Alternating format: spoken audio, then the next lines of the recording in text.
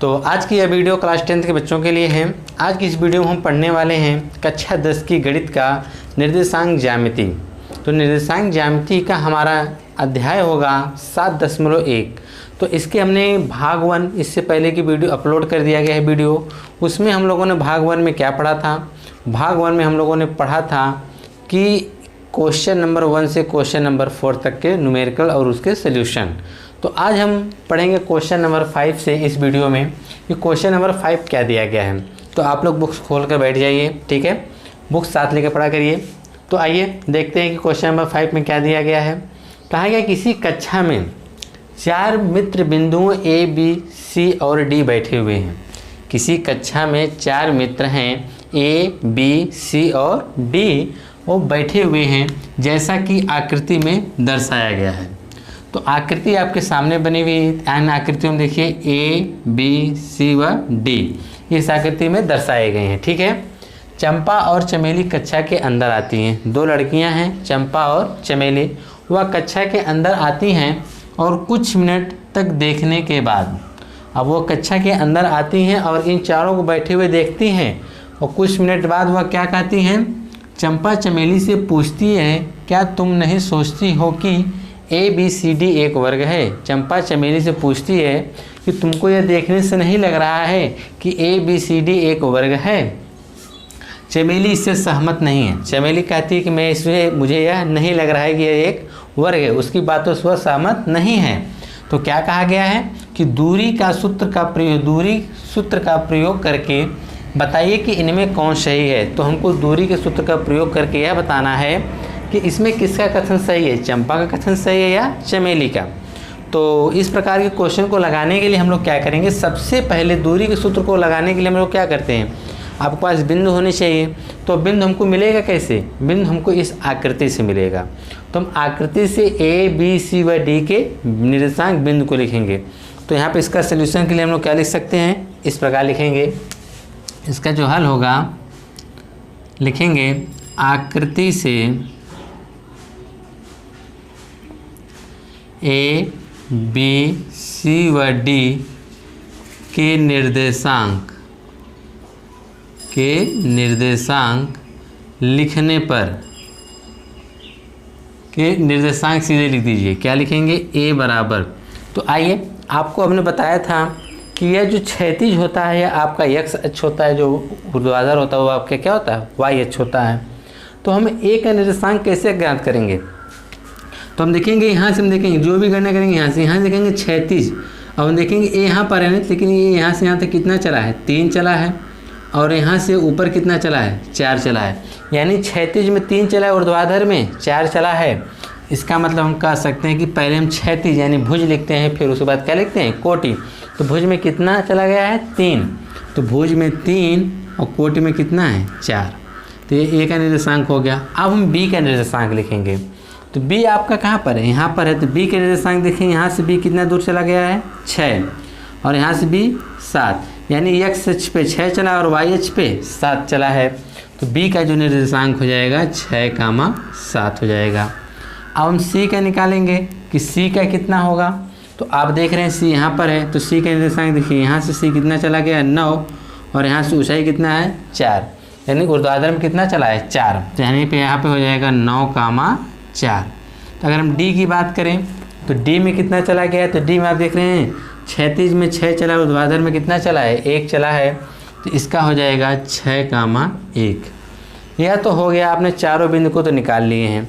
अब आपको यह बताना है कि दोनों के बीच की दूरी कैसे निकालेंगे। तो आप चित्र को समझ लीजिए, चित्र आपका बनेगा कैसे। जैसे आपका चित्र कुछ इस टाइप से होगा,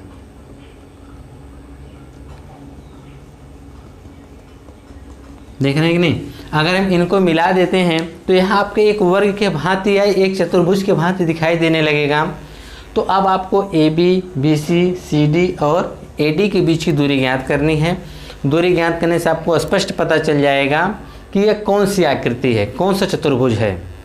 तो आइए देखते हैं। तो हम लोग क्या कहेंगे बिंदु A और B के बीच की दूरी ज्ञात करने पर क्या लिखेंगे, बिंदु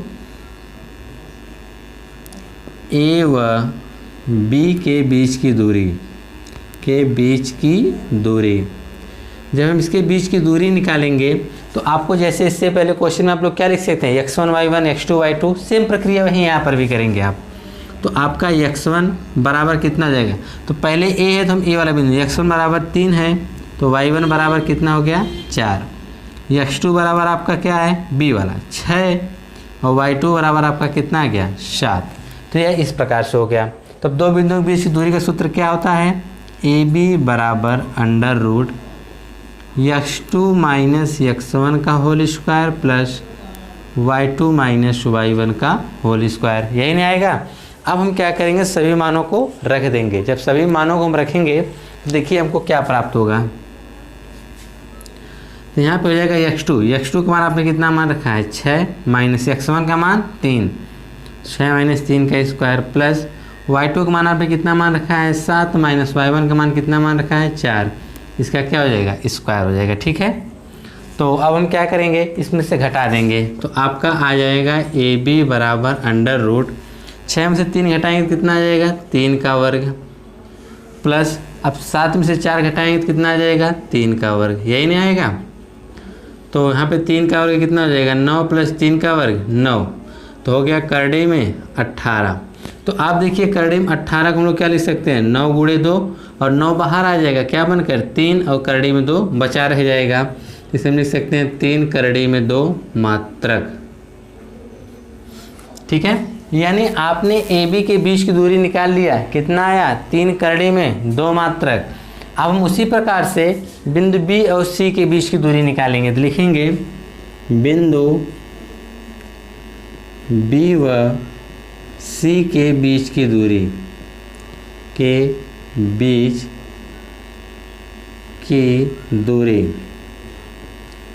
अब यहाँ पे B और C बिंदु लेंगे, यानी B और C आप लेंगे तो आप x1 और y1 भी मान लीजिए। x1 बराबर और y1 बराबर क्या होगा, x2 बराबर क्या होगा और y2 बराबर क्या होगा।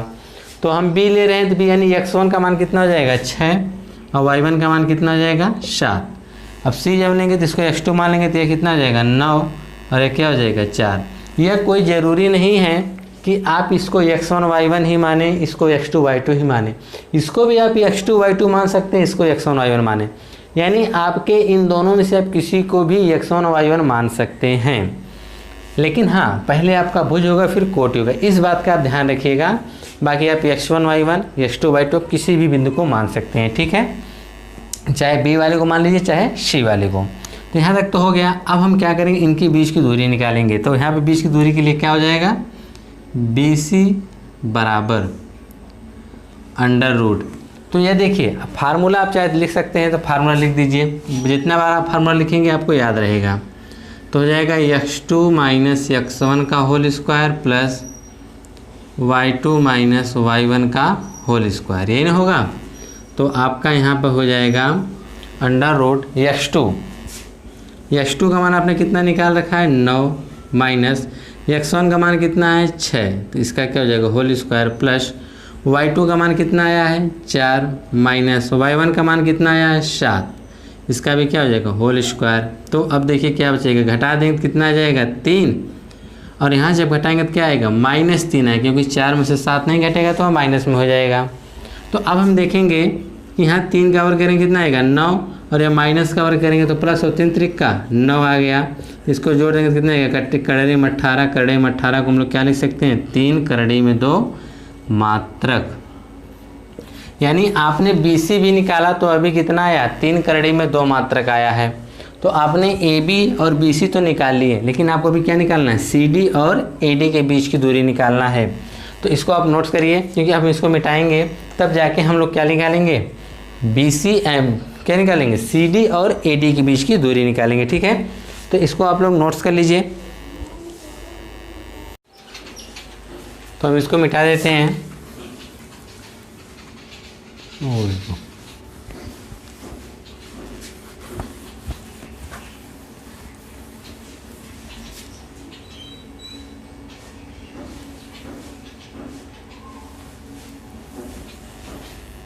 देखिए यहाँ देखिए बिंदु C मिट गया है। बिंदु C के लिए हम लोग फिर से लिख देते हैं। बिंदु C क्या था, यहाँ पर था 9 और 4, यहाँ पर आपका बिंदु C था 9, 4। तो आपने ए बी और बी सी तो निकाले, अब हम क्या निकालेंगे, सी डी। तो लिखेंगे बिंदु सी व डी के बीच की दूरी, डी के बीच की दूरी। तो आपके लिए सी और डी यही है, तो यहाँ पे हो जाएगा x1 और y1। तो x1 कितना है 9 है और y1 कितना है 4। x2 बराबर जब हम निकालेंगे तो x2 बराबर कितना मिलेगा 6 और y2 बराबर कितना मिल जाएगा 1। तो अब इसके बीच की दूरी निकालने के लिए वही फार्मूला लिखेंगे, क्या लिखेंगे सी डी। तो सी डी बराबर अंडर रूट हो जाएगा x2 माइनस x1 का whole square plus y2 minus y1 का होल स्क्वायर, यही ना होगा। फिर उसके बाद आएगा अंडर रूट x2 का मान कितना है 6 माइनस x1 का मान कितना है 9, 6 माइनस 9 का होल स्क्वायर प्लस y2 का मान कितना है 1 माइनस y1 का मान कितना है 4। इसका भी हम क्या कर देंगे होल स्क्वायर कर देंगे, ठीक है। फिर उसके बाद सी डी बराबर आपको क्या प्राप्त हो जाएगा, अब 6 में से 9 घटाएंगे तो हमको क्या मिलेगा -3 मिलेगा। तो यहाँ पे क्या हो जाएगा -3 का होल स्क्वायर प्लस 1 में से 4 घटाएंगे तो अभी हमको -3 मिलेगा। तो क्या होगा -3 का स्क्वायर। तो आप ये जानिए माइनस का स्क्वायर करेंगे तो प्लस हो जाएगा, लेकिन 3 का स्क्वायर करेंगे तो 9 आएगा। माइनस स्क्वायर प्लस 3 का स्क्वायर 9 आ गया। तो आ गया करड़ी में 18। करड़ी में 18 का मान कितना होता है 3 करड़ी में 2 मात्रक, 3 करड़ी में 2 मात्रक। इतना तो यह हो गया आपका। अब हम क्या करेंगे, सी डी तो आपको मिल गया है, अब हमको अगला बिंदु निकालना। अब वो भी कितना है 3 करड़ी में 2 मात्रक, यह भी आया है। अब हम निकालेंगे ए डी। तो लिखेंगे बिंदु ए और डी के बीच की दूरी, बिंदु ए व डी के बीच की दूरी, बिंदु ए व डी के बीच की दूरी। तो ए व डी के बीच की दूरी निकालने के लिए आपको वही x1 व y1 लिखना पड़ेगा। तो x1 बराबर ए का मान कहाँ पर, यहाँ पर 3, 4 हो जाएगा, 3, 4 यानी x1 और y1। x2 बराबर आपको देखिए यहाँ पर मिलेगा d, यहाँ पर कितना है 6 और y2 बराबर कितना हो जाएगा 1। यानी आपने x1 y1 और x2 y2 के तुम मान लिख दिए हैं। तो अब इसके बीच की दूरी जब निकालना तो इसके बीच की दूरी का फार्मूला क्या हो जाएगा, under root x2 minus x1 का whole square plus y2 minus y1 का होल स्क्वायर, ठीक है। यह हो गया। अब हम इसके मान को रख देते हैं। जब इसके मान को हम रखेंगे तो क्या प्राप्त होगा हमको, तो ए डी बराबर हमको मिलेगा x2 का मान 6 है और x1 का मान 3 है, तो यानी आएगा 6 माइनस 3 का स्क्वायर प्लस y2 का मान 1 है, y1 का मान 4 है, यानी 1 माइनस 4 का स्क्वायर, 1 माइनस 4 का स्क्वायर हो जाएगा। तब घटा देंगे तो कितना आएगा 3 का स्क्वायर प्लस यहाँ से घटाएंगे तो क्या आएगा -3 का स्क्वायर, ठीक है। 3 का स्क्वायर कितना आएगा 9 प्लस -3 का स्क्वायर भी कितना आएगा 9 आएगा, क्योंकि माइनस का प्लस हो जाएगा, स्क्वायर करेंगे तो प्लस हो जाएगा। 3 त्रिक का 9, इसको जोड़ देंगे कितना आएगा करड़ी में 18। करड़ी में 18 का मान क्या होता है 3 करड़ी में 2 मात्रक। यानी आपने यह देखा कि ए बी सी डी, यानी A B B C C D और ए डी चारों भुजाओं की जो माप है वह तो बराबर आ गई है। यानी आप यहाँ पे लिख सकते हैं कि ए बी बराबर बी सी बराबर सी डी बराबर ए डी बराबर कितना 3 करड़ी में 2 मात्रक। जब चारों भुजाएं बराबर होंगी तो यह कैसा होगा, तो यह जो चतुर्भुज होगा वह वर्ग होगा या समचतुर्भुज होगा। कौन सा होगा, वर्ग होगा या समचतुर्भुज। लिखेंगे जब चारों भुजा बराबर हो, जब चारों भुजा बराबर हो तो वह चतुर्भुज वर्ग या समचतुर्भुज होगा। क्या होगा, वर्ग या समचतुर्भुज होगा। अब तो यहाँ बात आ गई 2 ठो। अब इनमें से कौन होगा, तो उसके लिए हमको निकालना पड़ेगा विकर्ण। क्या निकालना पड़ेगा? विकर्ण। अगर हम विकर्ण निकाल के देखते हैं कि अगर दोनों जो विकर्ण इसके आते हैं, अगर दोनों विकर्ण बराबर हैं तो हम कहेंगे वर्ग है, अगर दोनों विकर्ण बराबर नहीं आते तो हम क्या कहेंगे? समचतुर्भुज है। लिखेंगे इनमें अंतर ज्ञात करने के लिए इनके विकर्णों के बीच की दूरी निकालनी पड़ेगी। क्या निकालनी पड़ेगी? विकर्णों के बीच की दूरी निकालनी पड़ेगी। तो यहाँ पे आप लिख लीजिएगा, इन दोनों के बीच अंतर ज्ञात करने के लिए विकर्णों के बीच की दूरी ज्ञात करने पर, ठीक है। तो इसको अपना नोट्स कर लीजिए, ठीक है। अब इसको मिटाने जा रहे हैं।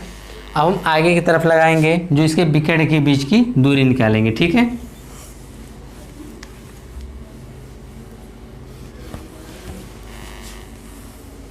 यहाँ पे आप लोग जरूर लिख लीजिएगा जो चीज़ बताया गया है, ठीक है। तो यहाँ पे जो विकर्ण देखिए आप लोग क्या होता है, विकर्ण जैसे ए के सामने सी और बी के सामने डी, यानी ये इसके जो विकर्ण होता है, ठीक है ना, दो विकर्ण। तो लिखेंगे विकर्ण, विकर्ण ए व सी के बीच की दूरी, विकर्ण ए व सी के बीच की दूरी, के बीच की दूरी। तो ए का निर्देशांक क्या है, सी का निर्देशांक क्या है, तो लिख देंगे हम यहाँ पर x1 बराबर 3, y1 बराबर 4, x2 बराबर 9 और y2 बराबर 4। यह हो गया। तो अब इसके बीच की दूरी निकालेंगे तो वही लिखेंगे AC बराबर अंडर रूट। तो फार्मूला आप चाहे लिख दीजिए तो डायरेक्ट लगा दीजिए। फार्मूला आपको पता है कि x2 माइनस x1 होगा, तो यानी यहाँ पे 9 माइनस 3 का स्क्वायर होगा, प्लस y2 माइनस y1 होगा, यानी 4 माइनस 4 होगा, बराबर यह है इसका होल स्क्वायर हो जाएगा। अगर आप इसमें घटा देंगे तो कितना आ जाएगा? 6 का स्क्वायर आएगा। इसमें से इसको घटा देंगे तो क्या आएगा? 0। और आपको भली भांति पता होगा कि 6 का स्क्वायर अगर करड़ी में किसी का स्क्वायर तो करड़ी से बाहर निकलता है तो उसका स्क्वायर खत्म हो जाता है, यानी AC बराबर सिर्फ आपको मिल जाएगा 6 मात्रक। यानी जो विकर्ण है, विकर्ण की लंबाई कितना मिल गई? 6 मात्रक। अब निकालेंगे विकर्ण BD, लिखेंगे विकर्ण BD की लंबाई, BD की लंबाई। और यहाँ पर क्या लिखा गया? विकर्ण A व C के बीच की दूरी, वो भी ठीक है। विकर्ण BD की लंबाई जब हम निकालेंगे तो B यहाँ पर है, D यहाँ पर है, तो हम इसके मान लिख लेंगे x1 बराबर 6, y1 बराबर 7, x2 बराबर 6 और y2 बराबर 1। तो BD की हम लंबाई जब निकालेंगे तो BD बराबर डायरेक्ट लिख सकते हैं x2 माइनस x1 यानी 6 माइनस 6 का whole square, plus y2 minus y1 यानी 1 माइनस 7 का स्क्वायर होगा, ठीक है। तो यहाँ पर हमें 6 में से 6 घटा देंगे तो कितना आ जाएगा? 0, प्लस 1 में से 7 घटा देंगे तो कितना आ जाएगा? 1 में से 7 घटाएंगे तो क्या प्राप्त होगा? माइनस 6 का स्क्वायर। और आप लोग जानते हैं माइनस का वर्ग प्लस हो जाता है 6 के 36, और 36 जो करीब 36 का मान कितना आता है? 6। यह भी कितना आ गया? 6 मात्रक। अब हम देखने से क्या लग रहा है कि आपके दोनों जो विकर्ण हुआ बराबर हैं, यह भी 6 मात्रक आया है, यह भी 6 मात्रक आया। दोनों विकर्ण जब बराबर होंगे, चारों भुजा बराबर होंगी, तो यह कैसी आकृति होगी? वर्ग होगा।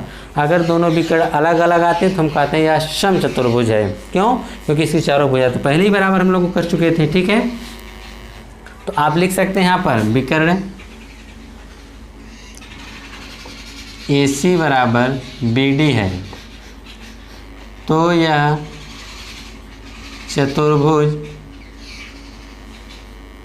ABCD एक वर्ग होगा, एक वर्ग होगा। क्या होगा? एक वर्ग होगा। अब यह चीज़ तो आपने बता दिया कि वर्ग होगा, लेकिन इसमें किसका कथन सत्य है? तो किसका कथन सत्य है? चंपा ने ही कहा था कि यह एक वर्ग है ना, तो आप यहाँ पे लिख सकते हैं चंपा का कथन सत्य है, चंपा का कथन सत्य है। तो यह था आपका क्वेश्चन नंबर 5।